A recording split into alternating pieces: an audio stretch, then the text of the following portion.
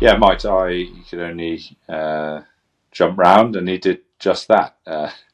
Unfortunately, yeah, his one rival had an attack issue, but it was all about getting more experience under his belt over the larger obstacles, and we were pleased with. Certainly, Johnny was pleased with how he seemed to just be a bit sharper in the first time cheap pieces, and and was better.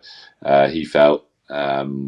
Whilst the other horse was obviously involved in the race, but I mean, once he unfortunately departed, then it was really just Johnny was just sensibly making sure he got home. So, do we learn an awful lot more about him? No, but hopefully it's good experience that he has now got under his belt, and it's very much a case of still trying to get the experience into him.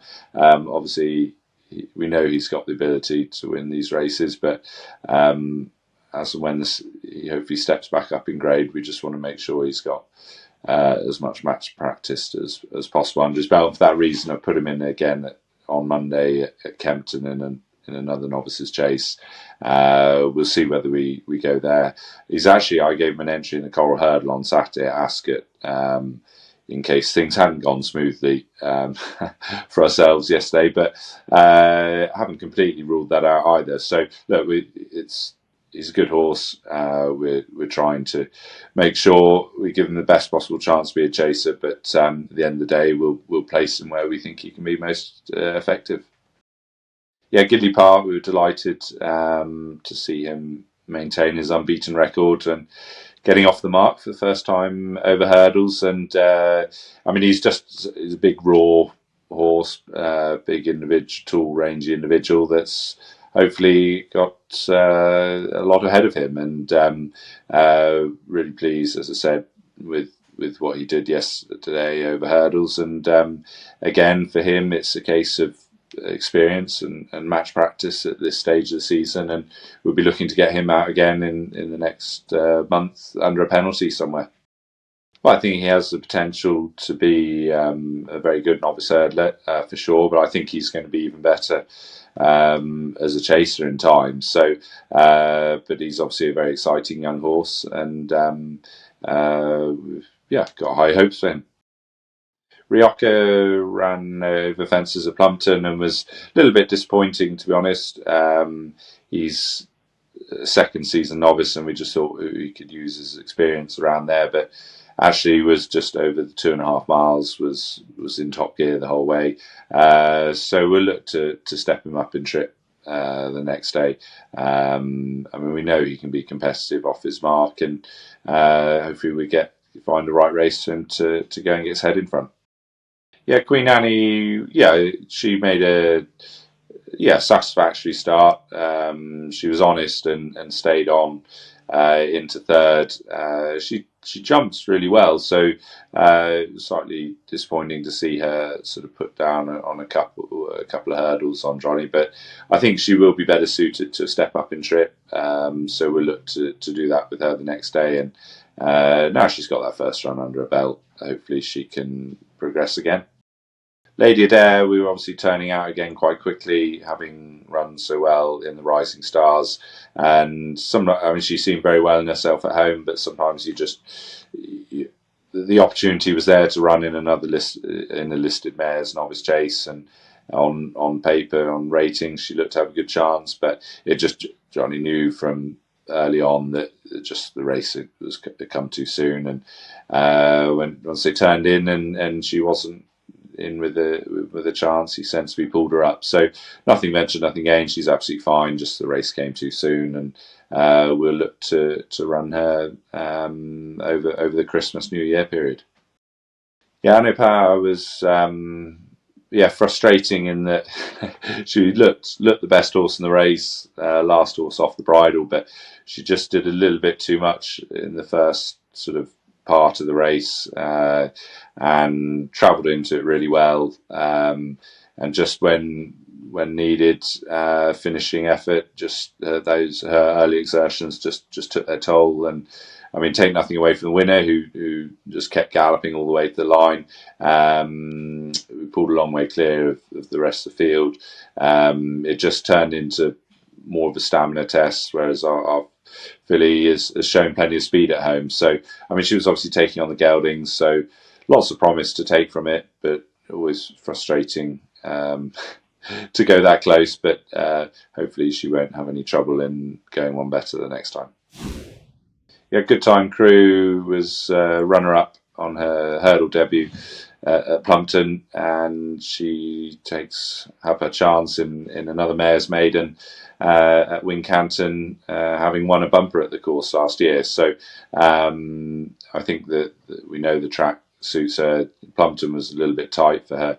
So yeah, hoping that she can build on the promise of that first run and go very close on Thursday. Yeah, Beat the Bat, we felt was at the time when he finished runner-up at Chepstow in division, in the first of two divisions that day, that was 6 seconds quicker. We felt we were a bit unlucky to have got that half of the draw, but as it turned out, the Division 2 winner was the winner of the Grade 2 novices hurdle at Cheltenham on Friday. So clearly good maiden hurdle that day, and two divisions we're hoping were both very good, and he's got the option to go to Ascot on Friday over a similar sort of trip. So hoping again that exactly he can go one better with that first run under his belt. Yeah, so Gin Coco, yeah, unfortunately the ground just went against us in the Greatwood. We know sort of soft conditions, or sort of tacky conditions as they were at the weekend, just don't suit him. So there's this race at Ascot on Friday with drying conditions should really suit him. So he's okay. It's not quite as exciting as the Greatwood, but we always take the view that we'll run the horses where they've got the best chance, and hopefully he'll have a good chance there on Friday. Boothill is trying to win back-to-back runnings at the Hurst Park handicap chase. Obviously, he's quite a little bit higher in the weights this time round, having on his reappearance over course and distance. But he did that nicely. We've got a £6 rise in the weights to overcome. But I think, he's shown a lot of ability and he obviously likes Ascot, having won both starts there over fences. So hoping that he can run another big race again this weekend. Yeah, Dubrovnik Harry it ran encouragingly, went fourth in the Thames qualifier at Cheltenham's October meeting. We've got the option of the valuable 3 mile handicap hurdle up at Haydock on Saturday, or going back to fences at Exeter on Sunday. So yet to decide which route to go. But I think if conditions stay soft testing at Haydock, we'd be inclined to have a go at that valuable prize over the smaller obstacles. But we'll make a decision in the coming days. I don't even complain about having either one in training, to be quite honest. So, but as Jonbon won so impressively on Sunday, we chased him home with our own Boothill last year in the Henry VIII. I just thought he was very, very impressive on Sunday. He made some really good top level chasers look ordinary, to be quite honest. So he really went out there and attacked his fences, and looked in to be a new and not new, but improved model again. So I suspect they've got lots to look forward to with him this campaign. Small fields and national races, it's not a new phenomenon. It's we're seeing that as a trend. Unfortunately, I think we're seeing it in obviously the better races, level weights races, whether it's a novice chase that Mai Tai ran in, or it's the conditions races over hurdles or fences. I think quite simply there's just not the calibre of horse around to run in all these races. So we all want and would like to have more of these horses for sure, and the chance to run in these races. But you've got to be realistic and run horses that you think can be competitive. So I think, yeah, as to the answer, I don't know, other than we all getting our hands on a few more top level horses. So but it's, yeah, I can understand from a spectator's point of view, betting public's point of view, that small fields are not that exciting to watch. But from the case of Mai Tai, I mean, they're hugely important opportunities to run in and get experience over, whether it's fences in his case, and in order to give him every chance of hopefully competing in better races later on the season. They need these opportunities. So it's the same time, it's a balance between giving horses the opportunity to get out and gain that experience and match practice, but obviously maintaining the competitiveness of the sport from everyone's point of view. We all want racing to be competitive and to draw people in to watch and follow this great sport. It's hard for me to sit here and say really as another trainer. I mean, I think obviously he's well within his right to run the horses that he's got in whatever race he decides to run them in. It's, yeah, I mean, if he's got lucky enough to got those that many horses to run in good races like that, well,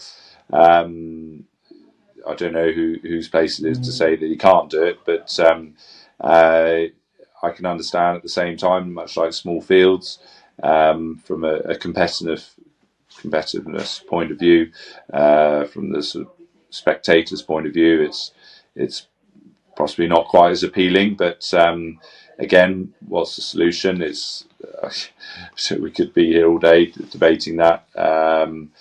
Yeah, look, I mean, there's some big, powerful yards with a lot of good horses, and they're running them in good races. So better that than them.